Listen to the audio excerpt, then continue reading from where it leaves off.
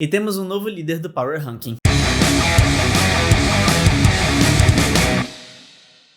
Fala galera, beleza? Pra quem não me conhece, eu sou o Guilherme e este é o do Jogo. E no vídeo de hoje eu tô trazendo pra vocês mais uma vez o Power Ranking da Libertadores, nosso terceiro Power Ranking. Power Ranking listamos as 10 equipes que estão melhor qualificadas na Libertadores, melhor classificadas ou em melhor condição, de ordem do que eu acho menos favorito para ser campeão para o mais. Tem times que às vezes eu acho até que pode ser mais favorito, mas a campanha na competição faz muita diferença para a posição no Power Ranking. Às vezes um time ele pode ser mais favorito por ter um time melhor ou um elenco melhor, mas como não tem a campanha tão boa, ele fica abaixo de outras equipes aqui no Power Ranking. Mas antes de qualquer coisa, eu gostaria de pedir para que você se inscreva aqui no canal do Jogo e deixe o like nesse vídeo para que esse vídeo chegue no máximo de pessoas possível. No momento eu estou com 242 inscritos, faltam muito pouco para os 250, então se você não está inscrito ainda, por favor, se inscreva aqui. Isso ajuda bastante e cada inscrito ajuda demais mesmo na divulgação e na melhoria do canal do Jogo. E se puder também compartilhe esse vídeo com o máximo de pessoas que você conseguir. Mais uma vez eu vou deixar tanto no comentário fixado como na descrição um link para ajuda ao povo do Rio Grande do Sul, para doações para aqueles que querem doar, o link disponibilizado este pela CBF. Se puder ajudar com qualquer quantia, é muito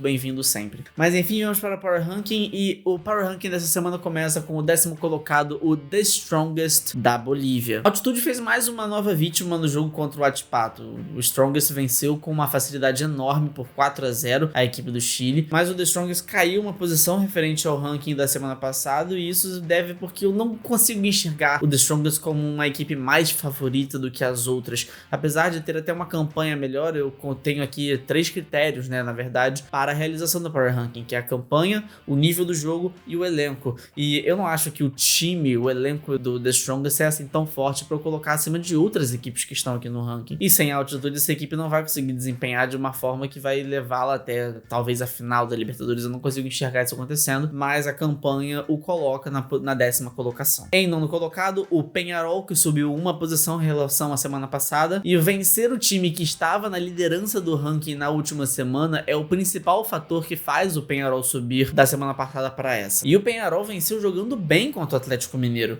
Apesar de não ter tido muita posse de bola, criou muitas oportunidades, teve um volume muito grande de chances, finalizou mais vezes, foi vertical, toda vez que tinha a bola ele ia sempre em frente à direção ao gol e venceu merecidamente. Ainda não está classificado, diferente do The Strongest, depende de um empate contra o Rosário Central na última rodada para poder se classificar para as oitavas de final, mas jogará em casa contra o Rosário, então tem grandes chances de passar para a próxima fase. Em 8º lugar, o Bolívar da Bolívia. O Bolívar é o time que mais caiu posições do ranking da semana passada para esta, caiu 3 colocações. Mostrou diante do Flamengo que sem os 3.600 metros da altitude de La Paz, pode ser sim uma equipe frágil. Mas apesar do Bolívar ser um time organizado até, deu um certo azar que pegou o Flamengo na sua melhor noite no ano inteiro até agora. E, inclusive fica aqui minha homenagem ao grande Apolinho que nos deixou durante a partida entre Flamengo e Bolívar. Ele chegou a assistir o primeiro tempo, tem um relato muito emotivo do Luiz Penido, narrador da Rádio Tupi, com quem ele fez parceria de longa data, um amigo de longa data que é bem emotivo. E o Luiz Penido fala que o Apolinho chegou a assistir ao jogo, viu o Flamengo abrir o 3-0 no jogo e o Apolinho era uma figura muito rubro-negra, chegou a ser técnico do Flamengo em 1995, então fica aqui a minha homenagem ao grande Apolo. Mas voltando para o Bolívar, a equipe boliviana é uma equipe organizada, inclusive ele teve uma chance de gol contra o Flamengo, colocou uma bola na trave quando o jogo só estava 1-0 ainda, e com isso mostra, né, que o time tem uma certa qualidade, mas a diferença entre jogar nos 3.600 metros da altitude de La Paz contra jogar no nível do mar contra uma equipe muito mais qualificada tecnicamente, coloca o Bolívar um patamar um pouco abaixo de outras equipes aqui do Power Ranking. Eu não vejo o Bolívar se classificando contra alguns dos times que estão à frente aqui no ranking. Contra outros até pode se classificar muito pelo jogo que pode fazer na Bolívia, mas tem outras equipes aqui que eu não acredito que o Bolívar conseguiria eliminar seguindo daqui em diante. Na 7ª colocação, o São Paulo. O São Paulo caiu uma posição em relação à semana passada e apesar de estar invicto com o técnico Zubeldia tanto na Libertadores como na campanha em geral, o jogo contra o Barcelona de Guayaquil foi péssimo. A torcida do São Paulo ficou revoltada voltado, o jogo foi realmente de péssima qualidade. O empate foi um jogo bem complicado de se assistir. Mas o São Paulo conseguiu garantir a sua classificação, só precisa apresentar um futebol um pouco mais consistente. É muito difícil você cobrar consistência de uma equipe que acabou de contratar o seu treinador, mas com o Zubeldia eu acredito que essa consistência pode chegar com o tempo e o São Paulo pode sim avançar porque tem jogadores de qualidade no elenco. Se conseguir evoluir um pouco mais com o técnico argentino, eu vejo sim o São Paulo chegando mais à frente na Libertadores. Em sexto lugar, o Nacional do Uruguai, o Nacional que subiu 2 posições em relação à semana passada para esta. Se classificou, venceu a pior equipe do grupo, que é o Deportivo Táchira, mas deveria ter vencido o jogo por mais. O placar tinha que ter sido mais elástico. Tamanha era a fragilidade do adversário, deveria ter vencido por um placar mais elástico para me convencer, merecia uma colocação até melhor aqui no ranking. Em quinto lugar, o Fluminense, que também subiu 2 colocações aqui no Power Ranking. Tanto o Fluminense quanto o Nacional foram as 2 equipes que mais subiram em relação à semana passada. E finalmente uma partida com um bom nível de atuação do time do Fernando Diniz. Mas ainda assim, só conseguiu vencer após a equipe do Cerro Porteño já estar com um jogador a menos. O Cerro Porteño que teve o Christian Baez expulso na metade mais ou menos do segundo tempo. E só depois daí que o Fluminense conseguiu fazer o segundo gol e conseguiu abrir a vantagem que levou até a final da partida. Mas ainda assim, com o adversário com a menos, poderia ter feito mais e demonstrou mais uma vez a falta de consistência que eu tô falando da equipe do Fluminense desde o início, que também falei sobre o São Paulo ainda há pouco. Mas foi a melhor partida do Fluminense na Libertadores até aqui, na minha opinião. Também contou com o certo azar do goleiro Jean do Cerro Porteño estar numa noite bem favorável para ele. Ele salvou algumas oportunidades da equipe tricolor. Poderia sim ter obtido um placar mais elástico se não fosse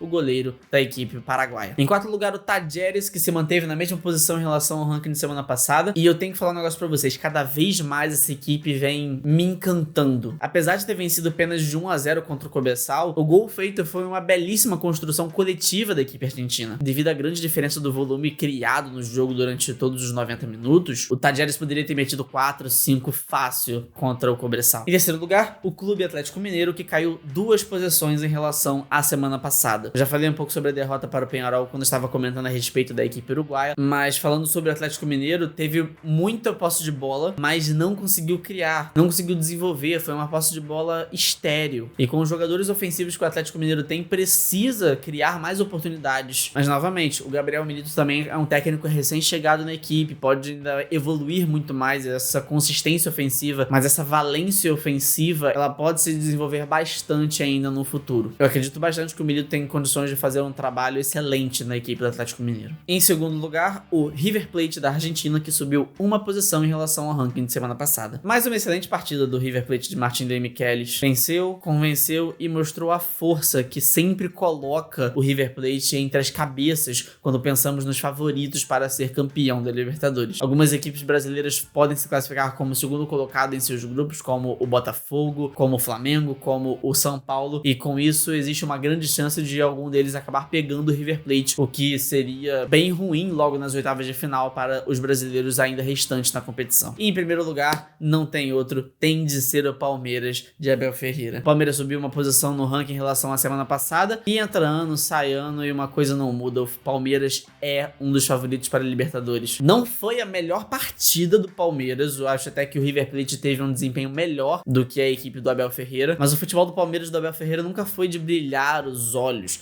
sempre foi sobre a competitividade. Isso sim, sempre foi o fator determinante dessa equipe. O futebol do Palmeiras não me encanta, mas vence e mais uma vez briga pela condição de primeiro lugar geral da Libertadores, como foi também no ano passado. Com isso, poderá decidir todas as partidas do mata-mata em casa, caso consiga este feito. E aqui também fica a homenagem ao grande Antero Greco, jornalista da ESPN Brasil, que nos deixou na manhã desta passada quinta-feira, dia 16. Ele que era um ilustríssimo palmeirense, alguém que gostava demais de assistir, e o bom humor dele, com a forma como ele tratava o esporte e a seriedade que ainda assim ele conseguia trazer para as suas palavras, é algo que eu tento me inspirar bastante. O Antero foi um dos jornalistas que eu mais acompanhei na minha vida. Eu sempre assisti ao Sport Center dele junto com um amigão, e vai fazer uma grande falta o grande Antero Greco, de quem eu sou muito, muito fã. Esses últimos 2 dias foram bem difíceis para o jornalismo esportivo, porque perdemos 3 grandes nomes da profissão. O grande Apolinho, que se foi na quarta-feira, e na manhã de quinta foram-se o Antero Greco Greco e também o Silvio Luiz, a quem eu também presto as minhas homenagens aqui. Então vamos fazer o recap aqui do Power Ranking. Em 10º lugar tem o The Strongest da Bolívia, em 9º lugar o Peñarol do Uruguai,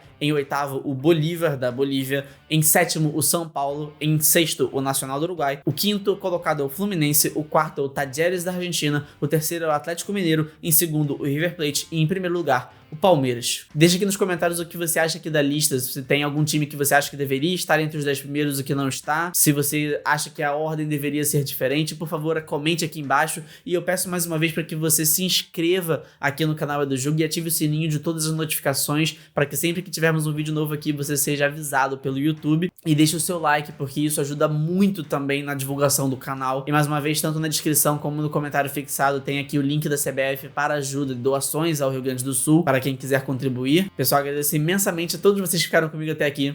Um grande abraço e até a próxima.